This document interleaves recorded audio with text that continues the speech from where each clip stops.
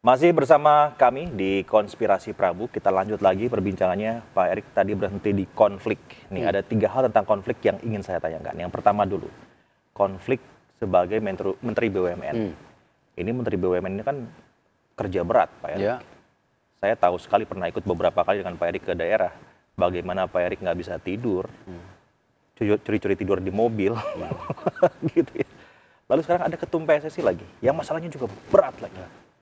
Nanti gimana Pak Erik bisa mengerjakan dua-duanya? Kuncinya dalam hidup itu kan kita membagi waktu. Mana waktunya buat keluarga, mana waktunya buat kerja. Kerja pun ada 2, kerja ini dan itu. Tetapi pastikan sebelum melangkah itu, kita harus juga lihat kerja kita yang sebelumnya. Pertanyaannya, apakah Asian Games sebuah event yang gagal? Enggak dong, itu sukses. Ya. Padahal saat itu saya masih jadi presiden Inter Milan. Gitu. Dan saat itu presiden Inter Milan juga masuk kualifikasi Liga Champions. Coba dilihat. Artinya apa? Ada tim yang kuat yang bersama saya. Nah, sama di BUMN sekarang. Persepsinya orang bilang hutang. Ternyata setelah dibuka semua sudah dijelaskan hutangnya mana. Ya. Antara hutang dan modal, hutang 34%. Kalau orang bisnis coba, hutangnya 70%, modalnya 30%. Kebalik ya? Kebalik. Ini hutangnya 34% dari modal. Dilihat keuntungan, dulu 13 triliun, sekarang 125. Nanti ini tutup buku 2022, insya Allah bisa 200, naik lagi. Karena saya punya tim yang baik. Artinya apa? Membagi waktu dan tim dan terus konsisten. Nah sama, pasti di sepak bola. Pasti akan banyak tim-tim ya, dari dunia sepak bola yang punya track record yang baik, akan menjadi tim saya. Karena ini kita mau bangun sama-sama. Tapi susah juga Pak, maksudnya melihat bagaimana aturan pemilihan tim PSSI sekarang ini kan bukan lagi tim yang dipaketkan ya. Maksudnya Pak Erik dengan wakilnya siapa, anggota dinamika. Dulu waktu saya jadi ketua KOI juga exco-nya banyak yang saya nggak kenal gitu. Tapi saya kembali ketuk hati mereka. Ini ya gamenya. Inilah aturannya ya. Ini targetnya. Selama mereka ngikutin oke. Kalau mereka nggak ikutin kan pasti ada regulasi yang bisa mereka tidak menjadi bagian itu lagi. Ada yang bilang gini Pak Erik, kalau Pak Erik jadi ketum oke lah itu semuanya terjawab ya, harapan publik terjawab. Tapi kalau exco-nya masih itu-itu aja, ya sama aja bohong gitu. Nah ini yang kita harapkan, pemilihan ini pun yang namanya exco, yang nanti terpilih atau yang tidak terpilih, mereka harus ingat loh. Ini akan bongkar fondasi, ya, bongkar sistem, dan saya kerja keras dari mereka. Jadi kalau nggak siap jangan. Kalau nggak siap saya bilang mohon jangan. Ya karena ekspektasi saya dengan tim saya sangat tinggi. Kalau sama-sama saya pasti kurang tidur. Karena pemimpinnya kurang tidur. Gitu. Dan jangan kaget kalau tiba-tiba di hari-hari tertentu saya minta kerja. Ini dan saya ada target-targetnya. Exco ini akan lakukan ini, targetnya ini. Sama-sama ya, biar terbuka. Jangan ada rasa nanti ini pertemanan, ini persekawanan. Enggak, semua pasti ada KPI-nya. Ini yang kita harus rubah gitu. Nah, kalau kita lihat juga hal yang ini saya rasa bisa lah. Asal kita bagi waktu, punya komitmen, bekerja pakai hati, dan didukung oleh tim yang kuat itu. Tuh, para exco, dengerin tuh. Siap nggak? Mohon maaf nih, bukan nakut-nakutin, tapi ya begitulah kalau sama Erick Thohir. Harus siap, jangan disangka enak terjadi exco gitu ya. Oke, konflik yang kedua Pak. Bapak kan begitu dekatnya sepak bola, sampai sekarang pun Bapak masih ada dalam sepak bola. Ya, setidak-tidaknya keluarganya Pak Pak Erik, putra Bapak begitu ya, ada di Persis, lalu juga dengan Persib Bapak dekat juga begitu. Dengan Bali United juga Bapak dekat begitu. Nanti Bapak bagaimana nih Pak memastikan bahwa tidak ada konflik kepentingan dengan semua sama itu? Dalam memimpin BUMN pun saya nggak bisa ngelihat saya dekat sama dirut titik-titik selama itu KPI-nya nggak tercapai ya nggak bisa. Sama di dunia sepak bola, jangan ngelihat si A, si B, yang ini teman, yang ini saudara. Rule of the game-nya. Siapa yang nanti yang main Ya, apa membuat sepak bola tidak bersih? Nanti ada gamenya. Ada aturannya gitu. Siapapun itu Siapapun, termasuk saya. Termasuk ya, Pak? Iya, termasuk saya lah. Kalau kita sebagai pemimpin justru melakukan kekotoran awal, ya itu rusaknya yang namanya piramida kepemimpinan yang kita mau ciptakan. Gitu. Apa konsekuensi terberat yang Bapak bisa tawarkan kepada publik gitu, misalnya jika memang KPI itu tidak tercapai oleh tim Bapak? Di dunia bola basket sudah ada kok. Di mana siapa yang bermain itu dihukum seumur hidup. Ya, kemarin di basket 2017 ada beberapa pemain dihukum seumur hidup. Di 2021 ada.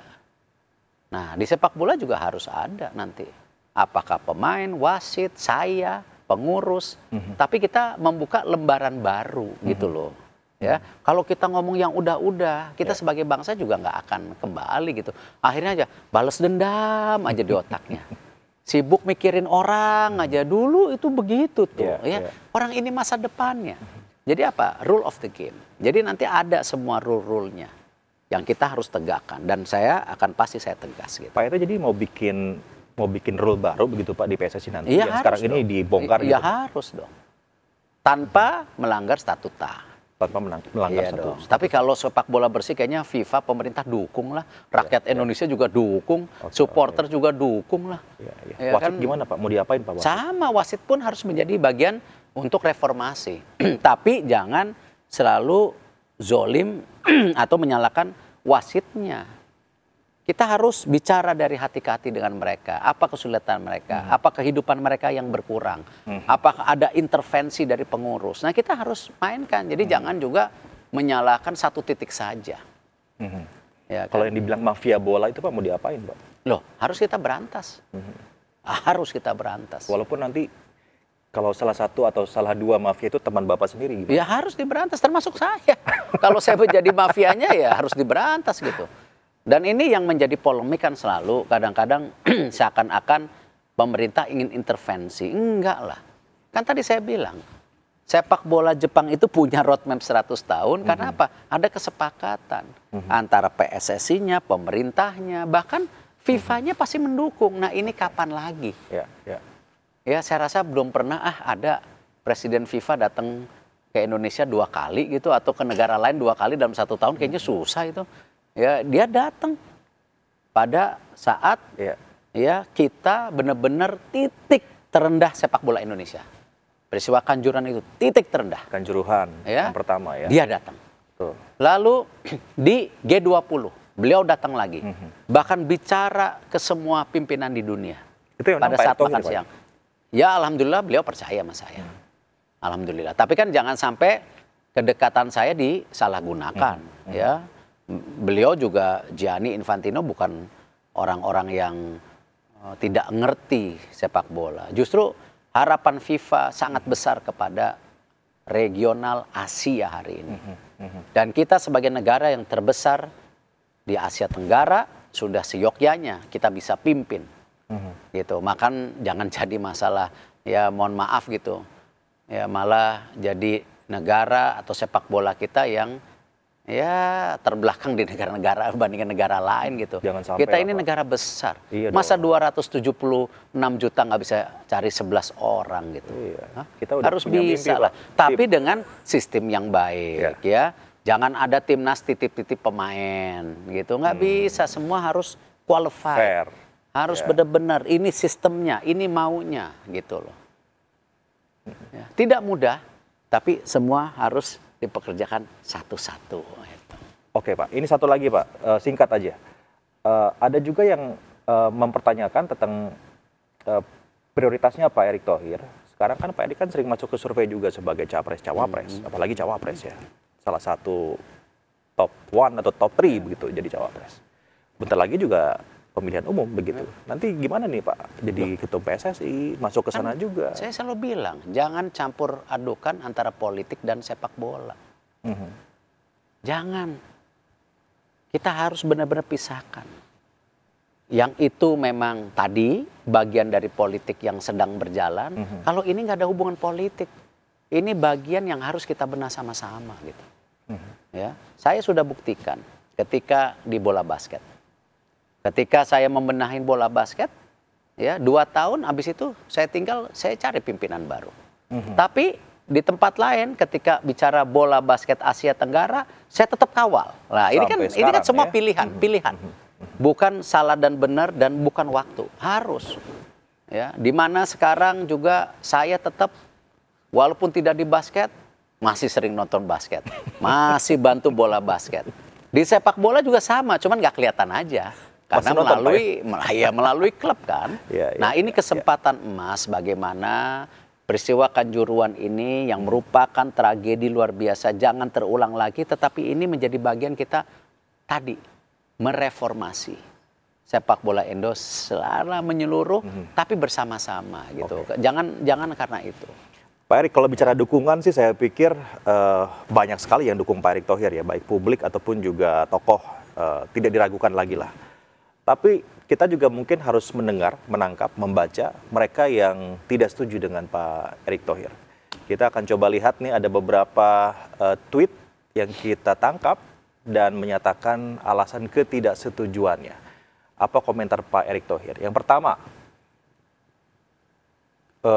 kalau Erick Thohir yang menang pun gue berani jamin nasib dia nggak jauh beda dari ketum sebelumnya. Apa Pak? Nah, artinya dalam. Apakah dijatuhkan karena ada yang pernah dijatuhkan gitu kan mungkin, atau juga dikamuflase seakan-akan pemerintah mengintervensi padahal pemerintah ingin bangun sama-sama. Nah, ini saya rasa polemik-polemik yang saya rasa bisa dijawab tadi dengan aturan, rule of the game. Itu. Jadi semuanya baik, kita mulai dari tata ulang. Makanya saya waktu wawancara pertama kali kan saya bilang bongkar.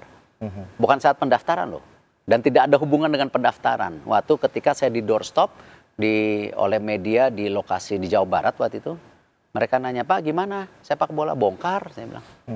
Kayak lagunya Iwan Fals enak tuh, ya kan? Bongkar gitu. Tapi bukan dibongkar terus nggak ditata ulang. Itu sama aja ngacak-ngacak gitu. Yang lain? Ada tweet yang kedua, kita lihat lagi kawan-kawan. Tweet yang kedua nih. Ini mah medianya Pange cuma jadi loncatan politik aja. Regista Erick Thohir, maksudnya ini ya, asumsi Ganjar Pranowo. Dukung-mendukung padahal nggak ada hak vote, jadi buat apa? Oh, ini mengomentari ini mungkin Pak. Jadi kita di Twitter itu banyak yang dukung Pak Erick, tapi percuma juga, mereka nggak punya hak buat ngevote kan, beda sama pemilu gitu. Ya memang nggak ada hubungannya sama voting ini. Orang yang ngevote saya itu nanti ya masyarakat sepak bola. Terus apa hubungannya dengan yang kepemimpinan, itu beda lagi lah. Dan sesuatu konteks yang berbeda gitu. Dan sejak awal tadi saya bilang, ketika ditanya apakah ini pertarungan, saya tolak. Ini bukan pertarungan. Ya, tapi ini harus dibongkar, harus dibangun ulang. Ayo kita tata bersama. Yang sudah, yang belum, ke depan kita harus bangun. Tapi dengan rule of the game yang baik. Apakah ini sebuah keinginan? Tadi saya bilang ini bukan keinginan, saya didaftarkan. Dan ketika apa? Sepak bola di titik terendah. Dan alhamdulillah, saya bantu sepak bola Indonesia dengan baik ketika apa? Sepak bola Indonesia dihukum, saya menjadi bagian tim waktu itu untuk meyakinkan FIFA, ayo kita mau lakukan perbaikan. Sama Pak Agung waktu itu perginya. Nah, artinya apa? Kalau memang saya punya agenda, kenapa nggak dari saat itu aja? Tidak. Nah, cuman hari ini memang titik terendah sepak bola Indonesia. Ya, yang kebayang nggak? Ini mudah-mudahan saya nggak salah bicara. Ada seorang figur besar di sepak bola dunia bicara sama saya bahwa momen yang paling luar biasa dia rasakan ketika bapaknya membawa dia nonton sepak bola di sebuah negara. Itu kebahagiaan yang luar biasa katanya. Tetapi tidak tiba-tiba terjadi sesuatu yang mereka terjebak di situasi itu. Akhirnya salah satu mereka berpisah. Lalu pimpinan ini menanyakan saya, gimana perasaan kamu? Ya tentu saya sebagai manusia ya bersimpati dengan tantangan itu. Nah, artinya apa? Ayo kembali buat sepak bola ini menjadi sebuah persatuan gitu. Sebuah sepak bola yang bahagia. Semua ngikutin aturannya dengan baik. Berbeda paham hal yang lumrah saya rasa. Tapi intisari perjuangannya harus sama itu.